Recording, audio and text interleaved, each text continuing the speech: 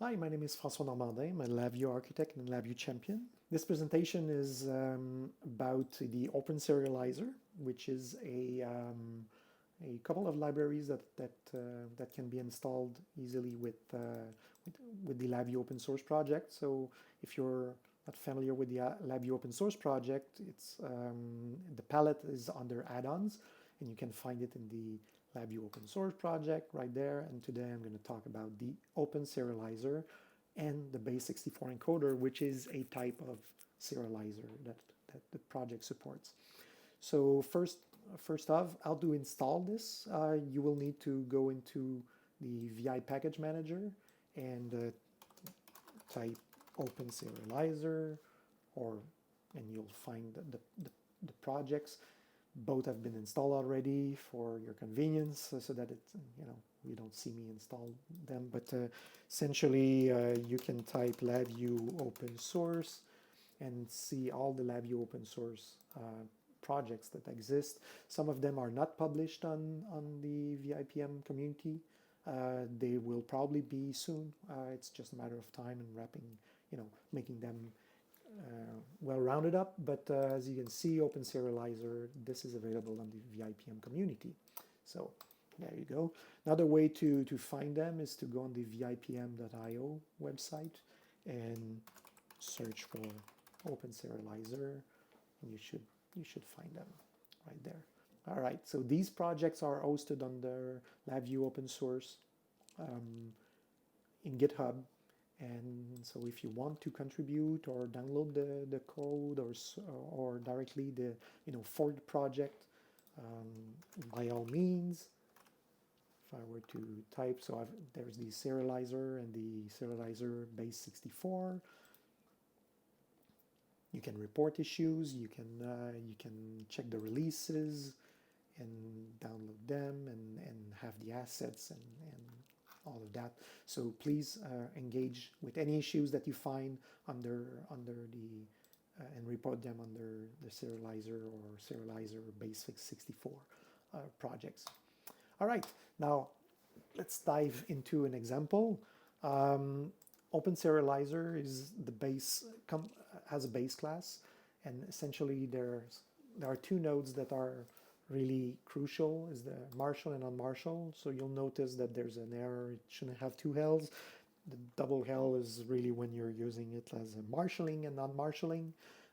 Marshal with two L's is surname or a first name. So don't worry, I'm going to fix that. I'm a French native language speaker, so sometimes I do make mistakes like this. Now, marshalling with binary and unmarshalling with binary is essentially the same thing. It's just that you use bytes instead of using a string, which is prevents you from having the annoying byte array to string all the time. So that but this would definitely work if you were to do something like this, or the opposite would be true. So it's really for your convenience. One wraps the other. I don't even remember which one. Yeah, so the bytes wraps around the string implementation, and both call into a protected method. So if you were to want to create your own serializer, it's very simple. Just make sure that the serializer base class is in memory. Create a class, inherit from that class, and you can override the marshalling and unmarshalling nodes. And that's it. There are really two nodes to inherit, to override, and you get the full functionality. Now, it comes with a generic serializer for LabVIEW, which is flatten, unflatten, and this is what we're going to look at this point. So I'm going to use just the strings right now, and the idea behind these nodes is that you get to serialize anything, a bit like all the serializers are there that take JSON or XML, where you put a variant, whatever you want, and the output is in JSON or XML format. Well, this is exactly the same thing. the reason why the OpenSerializer exists and has only 2 nodes is that you can wrap whichever serialization methods that you have into a common base, which is extremely lightweight, which can be also later on injected into any frameworks. So the goal of this OpenSerializer project was to use OpenSerializer as a means to do a generic config manager, or to use a generic MQTT client or MQTT server, and you can go to that matter on the LabVIEW open source project page and have a look at the client and server projects for MQTT protocol, and they use this OpenSerializer, where if you were to decide to do a base 64 encoding, you just use it. You don't need to change any code.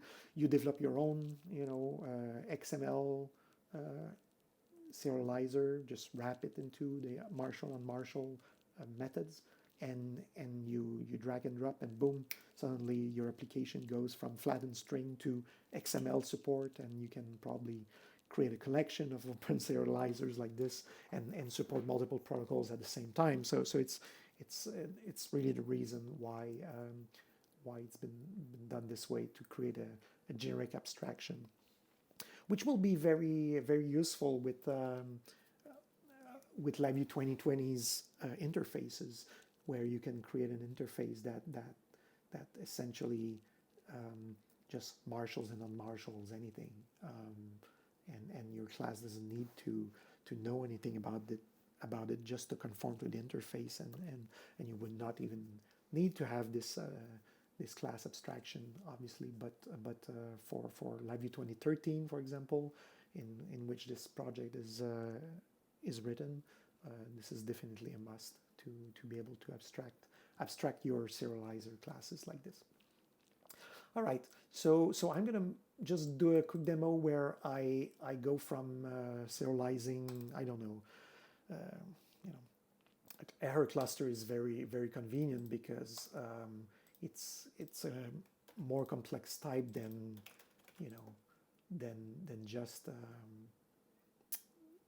just a string, and so it can show that the framework, not the framework, but the serializing classes work. And so this is a LabVIEW 2013 project. There's no malleable VIs.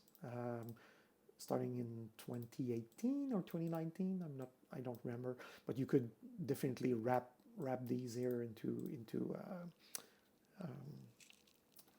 malleable VIs, which would allow you to have a single node instead of always doing this pattern here, right?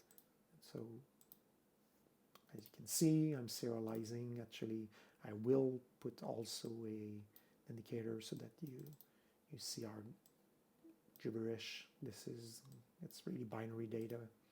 There you go. So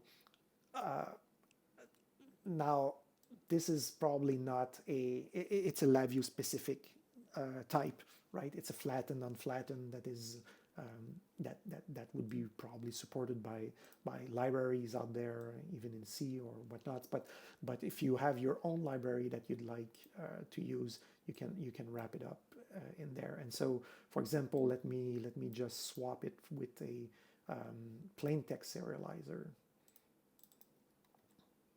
Just change the method, and suddenly my plain text is like this. Now this is a kind of not so much JSON protocol, but a very, very basic one, which doesn't support much of strict typing or type adaptation. It's really just, okay, let me flatten that, and if on the other side my type doesn't match exactly what I had at the front, this will just not work. And so it's not like it's convenient like a JSON or an XML type. Okay, but this is probably not a very, very efficient way to encode, and so let's see if we can do a base 64. So in the base 64 encoder, you'll probably see in the coming weeks or months a drop VI that allows you to drop an encoder class, this little tidbit here. So sorry, it's not yet in the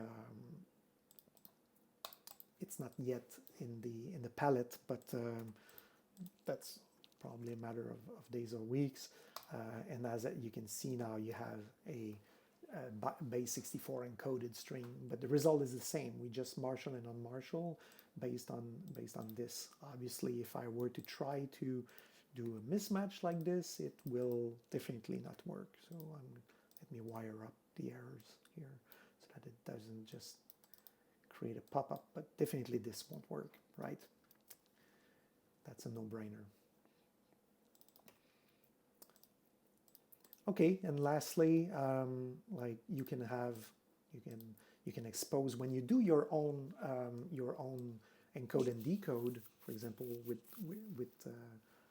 the base 64, like whatever I've got here, whatever string I've got, I can encode it, decode it, and just display the result on the other side. And you know, it doesn't have to show that there's in the middle of it there's, you know,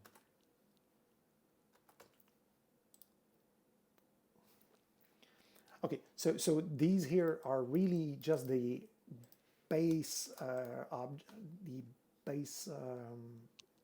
these are the basic nodes that do not use the class at all, the marshalling on marshalling.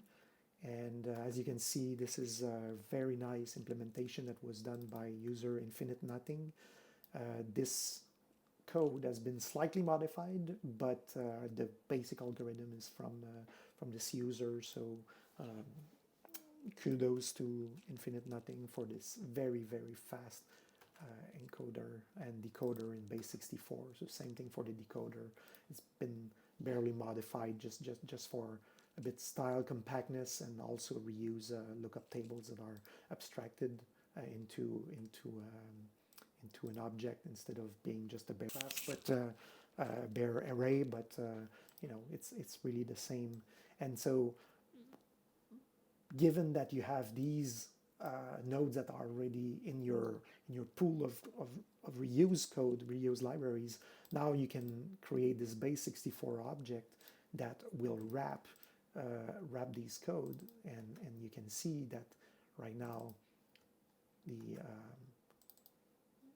if I go into the base 64, all it does is that it takes the text serialization, which is the flattened string, and that flattened string gets encoded into a base 64 string. And the same thing would apply to the reverse operation, which is, again, just saying, abstracting to the user, yes, we're using base 64 right there, and down in here. Then we have some more work there, because there might be some you know, different patterns where you provide directly a encoded string that is not encoded with the flattened string from LabVIEW. And so if it's a straight string, then this node would error out. So you do your own error monitoring here, and you can output directly on the variant the decoded string, which end up being what is these nodes are essentially being called instead of these in an abstract way. So there you go. Very quick tour of the base 64. As I mentioned, let's say for the maybe remainder of this presentation, I'm going to just create a project, a new blank project. I'm going to add this, yes, and maybe what I want to do is add a class. I really love this new thing in LabVIEW 2020 where I can do my, my OpenSerializer.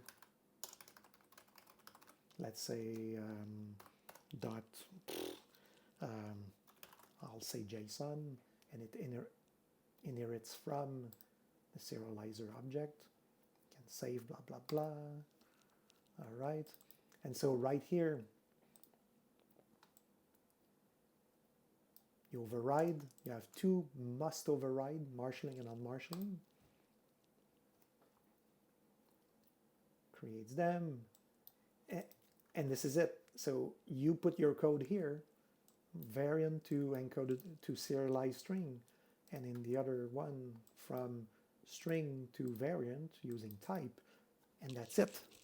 There's absolutely nothing else that you need to do. So if you do have a JSON implementation already, just drop it in there.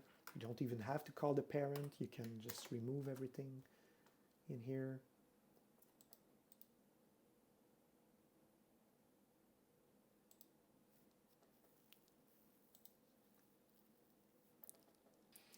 Okay, so let's just say that I've got my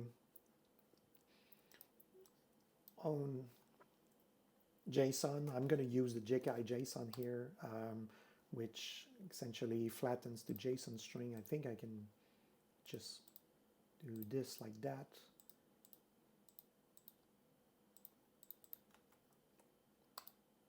I'm going to need to obviously save that. Let me say serializer.json, unmarshalling, marshalling my object there. And now here I need the reverse operation.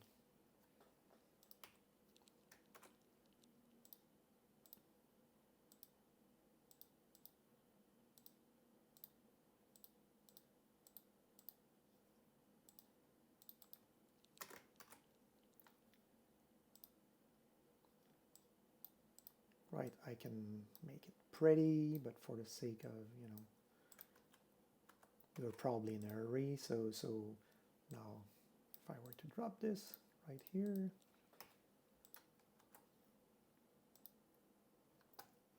and you know what?